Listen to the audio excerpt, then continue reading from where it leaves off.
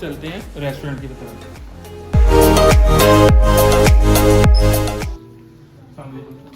अहमद साहब हमारे पास मौजूद हैं, F&B मैनेजर हैं यहाँ पे, ठीक है। इस वक्त हम खड़े हुए हैं होटल वन के रेस्टोरेंट में, जिसको ये कैफ़े वन का नाम भी देते हैं। अगर हम मेरे पीछे आप कैमरा दिखाए तो यहाँ पे एक बूफे का सेटअप लगा हुआ है, जो कि ब्रेकफास्ट जो है गेस्ट को ये बूफे प्रोवाइड करते हैं। इसके अलावा अगर कोई इवेंट वगैरह होता है तो यहाँ पे भी बुकिंग होती है। इसके अलावा इनके 2 हॉल हैं, बड़े हॉल हैं। बाकी आपको अहमद साहब गाइड करेंगे। जो है पर्ल हॉल है, ये हमारा ब्रेकफास्ट का, ये हमारा कैफ़े वन है। यहाँ पर हम कम्प्लीमेंट्री ब्रेकफास्ट सर्व करते हैं गेस्टों को जो हमारे रूम में स्टे होते हैं। लंच और डिनर का हमारा बुफे नहीं होता, वो गेस्ट ऑर्डर देता है, हम उसको अब एक पेपर के ऊपर नोट करते हैं, उसका कैप्टन ऑर्डर काटते हैं, वो किचन में जाता है, वो किचन में चला जाता है। उस ऑर्डर के मुताबिक शेफ़ फूड तैयार करता है और हमारे सर्वियर उठा के ला के गेस्ट को सर्व करते हैं। बाकी सर आपके जो 2 हॉल हैं, एक आपने जेवर हॉल बताया था और एक पर्ल हॉल है, जिस साथ जो पर्ल हॉल बताया था, उनकी क्या कैपेसिटी है और मीटिंग रूम्स भी हैं आपके? जेवर हॉल की क्या कैपेसिटी है? लीवर हॉल जो है राउंड टेबल सेटअप 180 का है, उसमें 30 का 250 लगती हैं। बाकी जो भी गेस्ट की अरेंजमेंट है एज पर गेस्ट चॉइस, वो सेटअप अरेंज। और मीटिंग रूम्स आपके वो मीटिंग रूम है हमारा, एक सेकंड फ्लोर पे है, नीलम हॉल है, उसमें 30 का यू शेप लगता है और तकरीबन 70 का वहाँ पर 30 का सेटअप लगता है। इसके अलावा पर्ल हॉल में हमारा 70 का राउंड टेबल सेटअप है, 45 का यू शेप सेटअप है और 70 और 58 का हमारा हाफ मून सेटअप आता है। और उनका जो फूड है उनके पर्सन नंबर ऑफ पर्सन के हिसाब से वही उसी जगह पर हम सर्व करते हैं। मॉर्निंग इवनिंग टी मीटिंग का हिस्सा होती है। ये थोड़ा सा इन्होंने इंट्रोडक्शन दिया है F&B डिपार्टमेंट का, फूड एंड बेवरेजेस के डिपार्टमेंट का, कि रेस्टोरेंट हॉल वगैरह जो हैं उनकी कैपेसिटी क्या है। बाकी स्टूडेंट्स आप लोगों ने कोई क्वेश्चन पूछना है अहमद साहब से तो वो पूछो।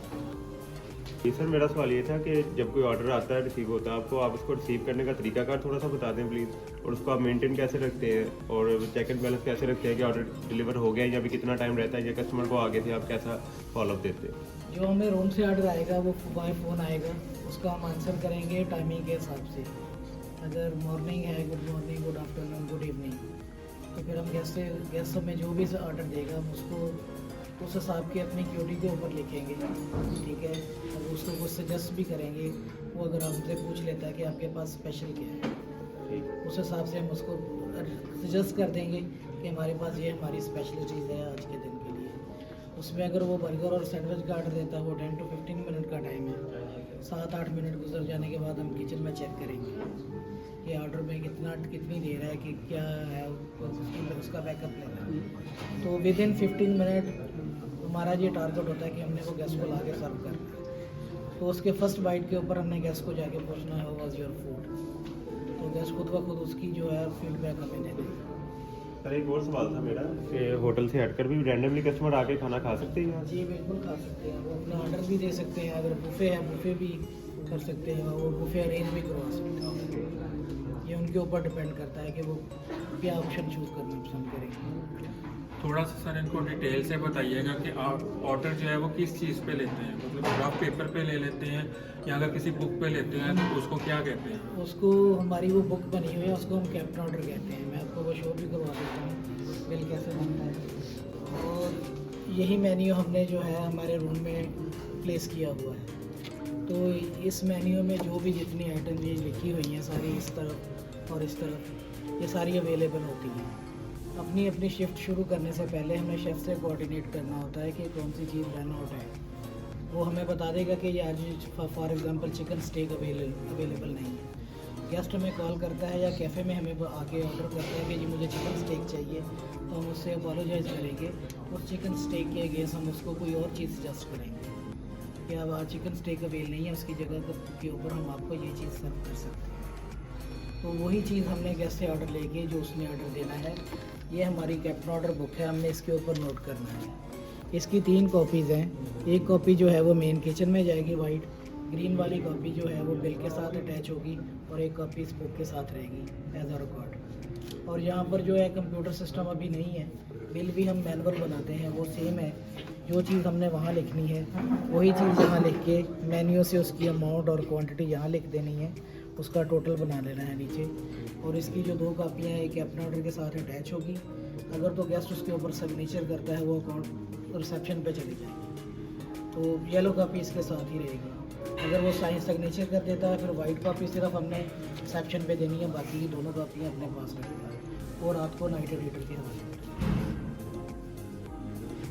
Anything else?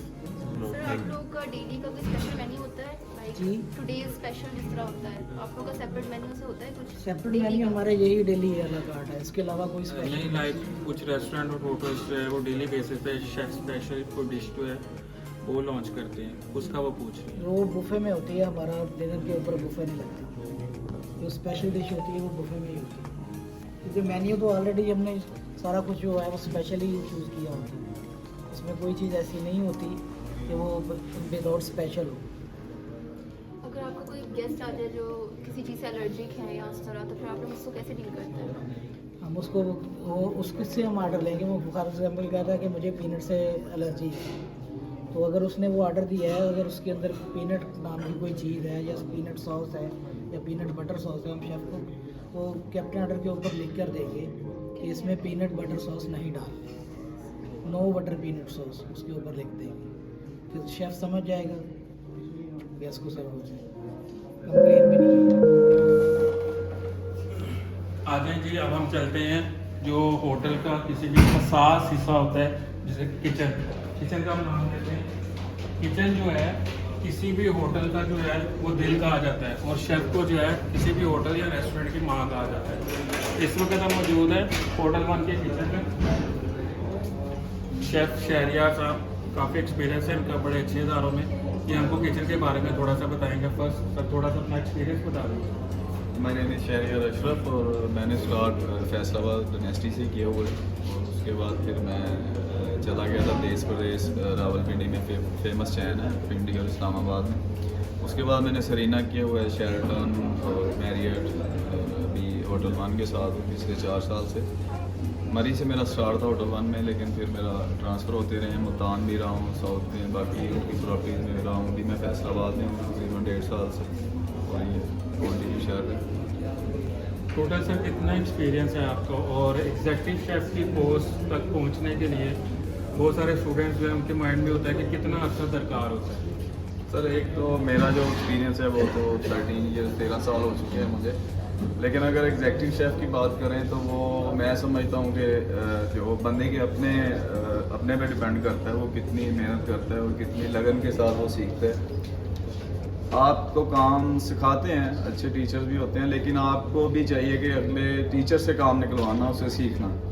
कुछ लोग होते हैं टाइम वेस्ट करते हैं, आते हैं अपनी शिफ्ट लगाते हैं, अल्लाह ठीक है, उनकी जो कहते हैं रिक्वायरमेंट होती है कि हमें रेसिपी पता चल जाए कि इसकी क्या रेसिपी है, बस वो उसी की अल्लाह हाफिज़। उनको ये नहीं पता होता कि मार्केट से परचेज से लेके और गेस्ट से आगे जो चीज़ रखी गई है, जो ऑर्डर चला गया, उसके दरमियान टोटल क्या प्रोसेस चला है और क्या कॉस्ट है, ग्रामिंग है, टाइमिंग है, ऑर्डर की बहुत चीज़ें होती हैं, वो इन तरफ नहीं जाते। अगर वो कोई बच्चा या जो इस फील्ड में आता है वो प्रॉपर दिल से सीखता है, टाइम देता है, हर चीज़ को कवर करता है, तो एग्जैक्टिव शेफ मेरे ख्याल से बंदा 5-7 साल में बन सकता है। लेकिन लोग ऐसे भी हैं, अभी मैं नहीं कहता, मेरे से सीनियर थे जिनसे मैंने सीखा हुआ है, बाबे हो गए इस फील्ड में, 22-23 साल हो गए हैं, लेकिन वो क्यों उधर ही रुके हुए हैं, कुक 1 पे, 2 पे, 3 पे, उन्होंने नहीं सीखा।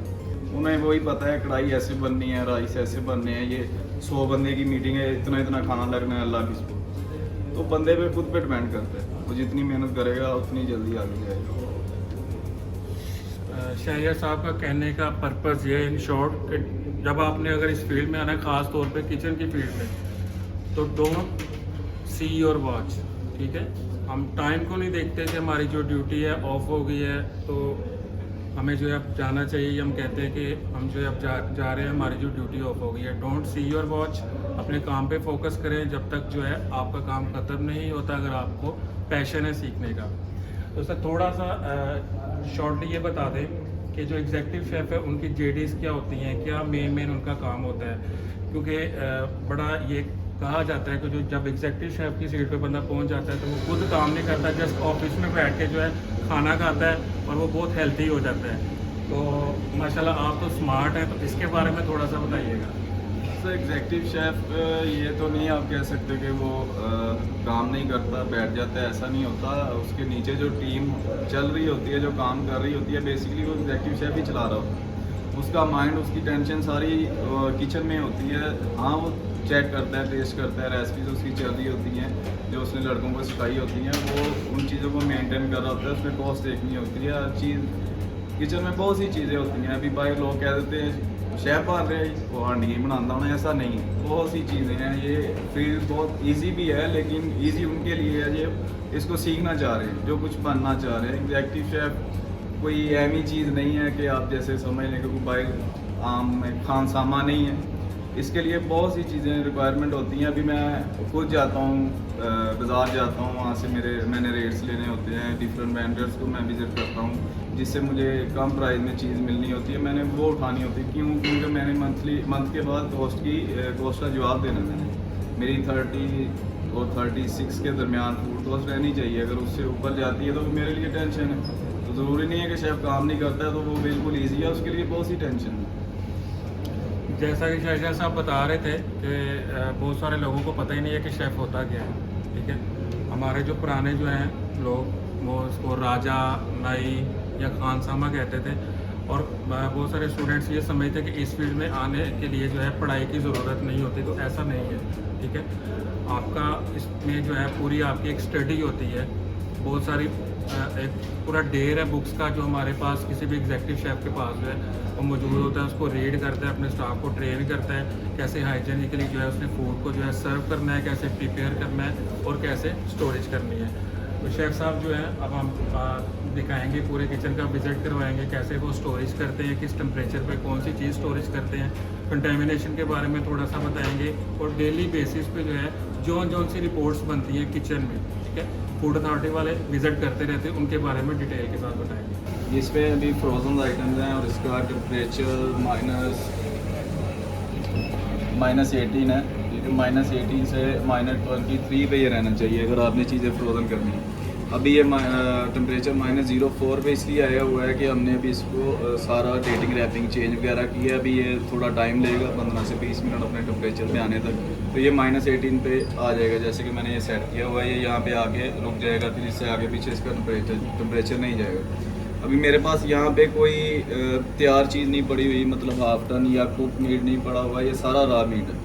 ठीक है, कुक मीट के लिए मेरे पास अलग चिलर है और रॉ मीट के लिए अलग चिलर है। और इसमें ये मैंने अपना चीज़ स्लाइस वगैरह या नगट्स वगैरह जो मेरे अलग आर्ट में ऑर्डर में यूज़ हो रहे होते हैं, ऐसी चीज़ें पड़ी हुई हैं। इसमें कुक मीट और रॉ मीट मैं इकट्ठा नहीं करता, आपको पता है क्रॉस कंटामिनेशन की वजह से। और पंजाब फूड अथॉरिटी विज़िट होते रहते हैं उनको, तो इन चीज़ों का पहले इतना लोग टेंशन नहीं लेते थे, हर चीज़ उन्होंने मिक्स की होती थी। लेकिन अब ये चीज़ बहुत ख्याल करना पड़ता है, आपको बड़े जुर्माने हो जाते हैं। उसके बाद ये मेरी ब्रेड के लिए चिलर है और इसका टेम्परेचर 0 से 0.45 तक होता है, तो वो 0.1 पे है इसमें। इसमें सिर्फ ब्रेड है। ये मेरा गोल्ड चिलर है, इसमें अलग काट की सारी प्रेप पड़ी हुई है, जैसे आप देख सकते हैं सैलड वगैरह है। और मेरा जो सैंडविचेस बर्गर्स लगते हैं उनके लिए मैंने तैयारी करके रखी हुई है। और नीचे डायरी आइटम से दही पड़ा हुआ है और ज़्यादा चीज़ें नहीं है, मतलब मैंने इसमें वो अपना मिक्स नहीं किया हुआ, सारा कच्चा और पका मीट इसमें नहीं है। इसमें सिर्फ मैंने प्रेप रखी हुई है और इसके अलावा कोई ऐसी चीज़ नहीं आपको नज़र आएगी। ये वो चीज़ें हैं जो फ़ौरन होती हैं। एक तो मेरे पास फ्रोज़न में मैंने आपको दिखाया है, वो चीज़ें मेल्ट होंगी, कोई ऑर्डर आ गया फिर लगे, उन्हीं चीज़ों को मैं यहाँ से मेंटेन करता हूँ। थोड़ी चीज़ें बना के रखी होती हैं जो एक ही दिन में ख़त्म हो जाए, यानी कि अभी मैंने ये तैयारी की है तो ये शाम तक ख़त्म हो जाएगी। अच्छा सर, ये स्टोरेज करते वक्त आपने जो से भी चीज़ स्टोर करनी है उसको डिश में डाल के वैसे रख लेते हैं जैसे हम घरों में स्टोर करते हैं, या कोई और तरीका है आपका? नहीं, डिश में रखते तो डिश में ही है, लेकिन डिश का भी फिर उसको देखना होता है, उसमें पानी वगैरह ना हो, उसमें स्मेल ना हो, ड्राई करके उसको से रखते हैं। उसके ऊपर अपना ये डेट, एक्सपायरी डेट्स वगैरह, MRD वगैरह, ये सारा इसको मेंटेन कर रखना। ये देखिए, जैसा कि सर बता रहे थे, इन्होंने यहाँ पे ये क्लब सैंडविच की जो है प्रिपरेशन करके रखी हुई है और उसके ऊपर जो है इन्होंने डिश में डाल के उसको रैप करके और इसके ऊपर MRD यानी कि मैन्युफैक्चरिंग डेट वो लगाई हुई है, मैन्युफैक्चरिंग रेडी और डिस्कार्ड। ये अगर कैमरा आपको दिखाए तो ये ऊपर इनकी मैन्युफैक्चरिंग डेट है और नीचे इसकी एक्सपायरी डेट है, ये कितने दिनों के बाद एक्सपायरी हो गई। तो इस तरीके से जो है हर चीज़ को स्टोर करके किचन में रखा है। ये हम जिस टेम्परेचर पे खड़े हैं ये -23 टेम्परेचर है और यहाँ पे मेरा वो मीट पड़ा है जो मुझे मैं 1 वीक तक यूज़ कर सकता हूँ। ठीक है, अगर मेरे पास अचानक कोई पेमेंट आ जाता है 200 की मीटिंग आ जाती है, पहले तो बुकिंग वगैरह वही होती है, लेकिन ये ऐसी चीज़ें हैं जो मेरे अपने अचानक वाली सडनली वाली चीज़ों के लिए रखी होती हैं। किसी भी टाइम कोई भी पार्टी आ सकती है, कोई भी मीटिंग आ सकती है, तो हम उन्हें ना नहीं कर सकते कि सर सॉरी हमारे पास लैब नहीं है या हमारे पास चीज़ें नहीं हैं। तो ये मेरे पास वो चीज़ें पड़ी हैं जो मैं 1 वीक तक या 15 दिन तक 20 दिन तक ये मैं यूज़ कर सकता हूँ। और ये टोटल रॉ मीट है, इसमें कुक मीट नहीं है। कुक मीट हम तैयार करके रखते नहीं हैं, हर चीज़ फ्रेश होती है।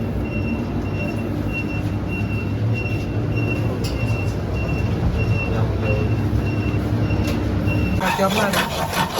इसमें चिकन आलमंड हम तैयार करते हैं। इसमें क्या क्या ऐड किया आपने? क्या स्टार्टिंग किस तरह होती है इसकी? सबसे पहले ऑयल डाला, लहसुन का पेस्ट डाला और बोनलेस चिकन जो क्यूब कटा हुआ है हमारे पास वो डाला है। उसमें नमक है और वाइट पेपर है, ओस्टर सॉस है, चिली सॉस है और उसके अलावा बादाम इसमें ऐड होने हैं, प्याज ऐड होना है और गाजर ऐड होना है। बाद में आखिर पे हमने वो कंट्रोल लगा के ना तो इसको रेडी कर देना।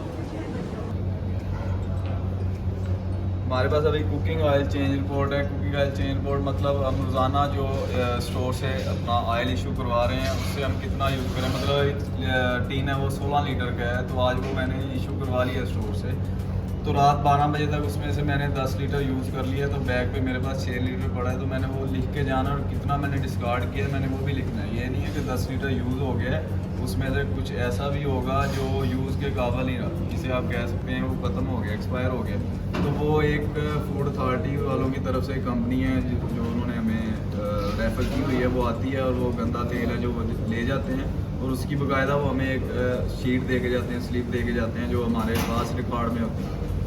ये मैं आपको दिखा देता हूँ, ये वो शीट लगी हुई हैं, ये उन्होंने कंपनी का नाम लिखा हुआ है जो हमें इनको सेल कर रहे हैं ऑयल। उसके बाद ये मेरे पास होती है जी इशुएंस डेट लिखनी होती है, क्वांटिटी लिखनी होती है, उसके बाद मेरे साइन होते हैं या जो भी लड़का चेक कर रहा होता है उसके साइन होते हैं। फिर वही डेट है 26 को इशू है और रात को 26 को ही रात को ही लिखा जाता है जब कितना यूज़ हो गया या कितना आउट किया है। क्वांटिटी मैंने वेस्टेज डेट मेरी 26 है, क्वांटिटी 2 लीटर मेरा वेस्ट हो गया या 3 लीटर 4 लीटर जितना भी है। फिर उसी तरह अगले दिन मैं चल रहा होता हूँ, अगर 16 लीटर था अगले दिन 6 लीटर रह गया तो फिर मैंने उसको लेके चलना होता है। तो ये रोज़ाना की बेस पर ये फाइल तैयार करनी पड़ती है।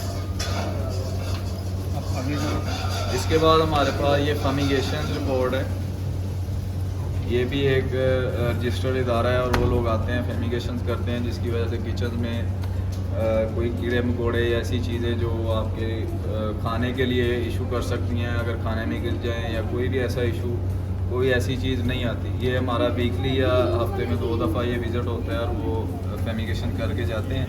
उसमें ये वो रिपोर्ट हमें दे के जाते हैं, उसमें ये सारा लिखा होता है कि हमारे हॉल्स, रूम और lobby area, kitchen, house keeping जितने भी हैं वो सारा उन्होंने टिक किया हुआ कि कौन से आज फेमिगेशन किन जगहों पे हो गई है और कौन सी जगह रह गई है।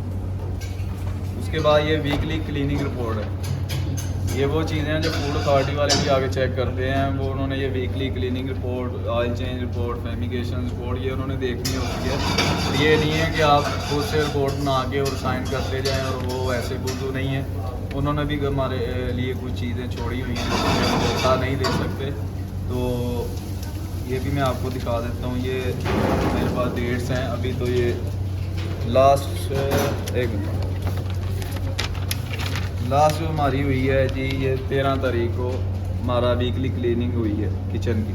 ठीक है, अभी जैसे 1 वीक गुजरेगा कल परसों में तो ये दोबारा किचन की क्लीनिंग हो जाएगी। उसमें छत आ जाती है, उड़ आ जाते हैं फर्श और ये टेबल और आग चीज़ें और चीज़ें वगैरह हर चीज़ आ जाती है।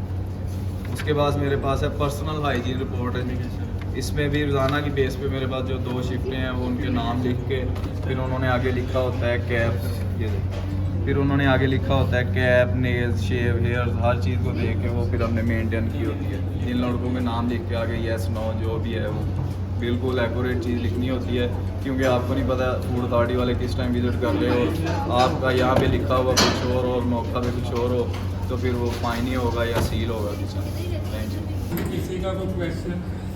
किसी जी सर, किचन में जब हम फ्यूमिगेशन करते हैं तो उसमें तो सारी प्रोडक्ट्स पड़ जाती हैं खाने वाली, तो उसमें क्या रिक्वायरमेंट है, कैसे फ्यूमिगेशन की जाती है? क्योंकि जब चीज़ें खत्म हो जाती हैं बाद में करवाते हैं।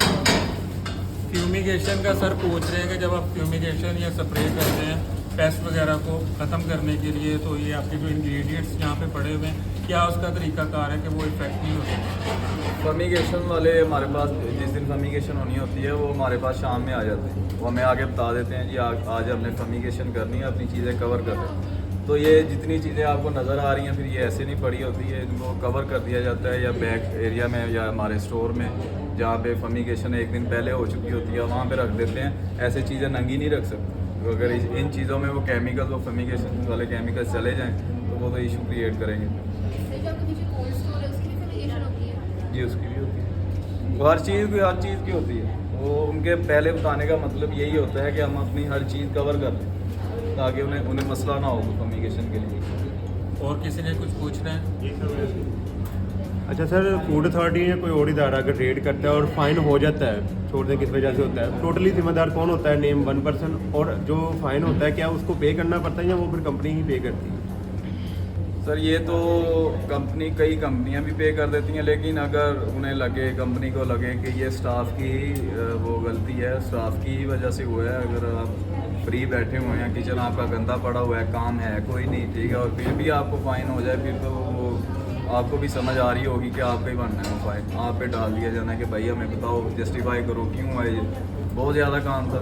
लेकिन कौन सी ऐसी जगह होगी कि कंपनी कहेगी कि यहाँ पर आपकी गलती नहीं है लेकिन फाइन हो गया जो कि हम पे कर देते हैं? नहीं, ऐसे तो नहीं होता कि गलती नहीं होती, गलती होती है तो फ़ाइन होता है। मैंने अभी कोई 18 से 20 विजिट करवा ली हैं, अल्हम्दुलिल्लाह अभी तक तो बचे हुए हैं, कोई फ़ाइन नहीं है या कोई ऐसा चक्कर नहीं है। लेकिन अगर आप हर चीज़ एक्यूरेट रखेंगे, साफ़ सुथरा रखेंगे, उनकी रिक्वायरमेंट्स पूरी करेंगे, तो वो पागल तो नहीं है कि आपको फ़ाइन करेंगे। वो कोऑपरेटिव है, एक दफ़ा 2 दफ़ा आपको समझाएंगे, ये नहीं है कि आएंगे फर्स्ट टाइम में आपको फ़ाइन कर देंगे। वो आपको जो स्लिप दे के जाएंगे उस पर लिखा होगा कि भाई आपकी ये चीज़ें हैं, इनको सही करो। अगर फिर भी नहीं होती तो वो फ़ाइन करेंगे, अगर ज़्यादा इशू है सील कर देंगे। ये जी होटल वन का कैमरा जो है पूरा ओवरव्यू करके दिखा दे।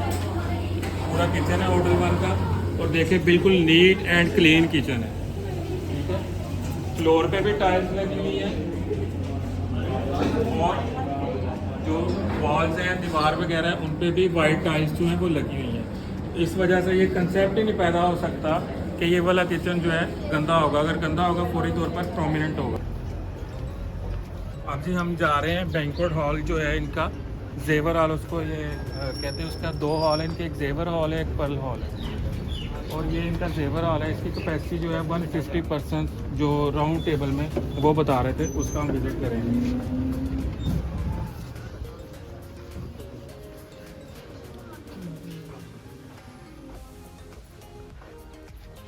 कुछ पूछना है आप लोगों ने? अहमद साहब ये कौन सा हाल है आपका?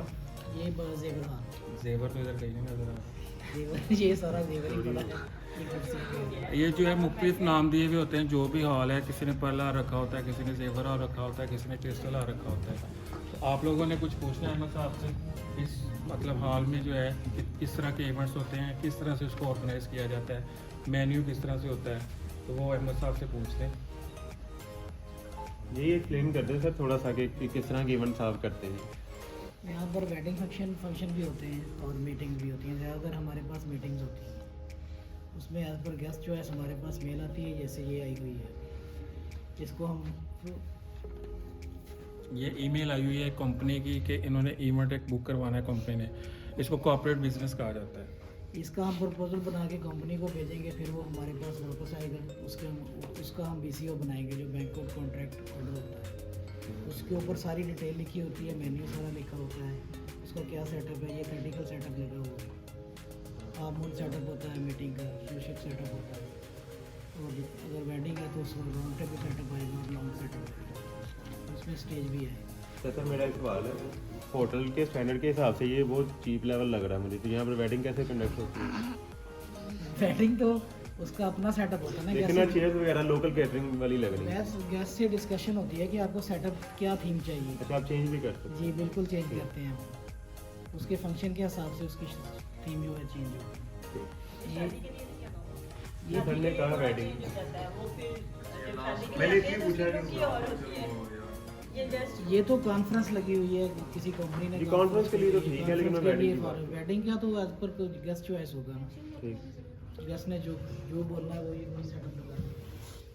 मेन्यू का थोड़ा सा बता दें, एज पर गेस्ट का होता है या वो आप लोग? एज पर गेस्ट होता है। गेस्ट जो भी चॉइस चूज़ करेगा, पाकिस्तानी, कॉन्टिनेंटल, चाइनीज़, वो उस हिसाब से वो किचन में जाएगा ऑर्डर बन के, उसका हम बुफे अरेंज करेंगे, वो बिल के ऊपर बुफे अरेंज होगा उसको। मीटिंग के बाद वो हमें टाइमिंग देंगे गेस्ट, टाइमिंग जब उनकी होगी तो मीटिंग ख़त्म करके वो फिर खाना खाएंगे।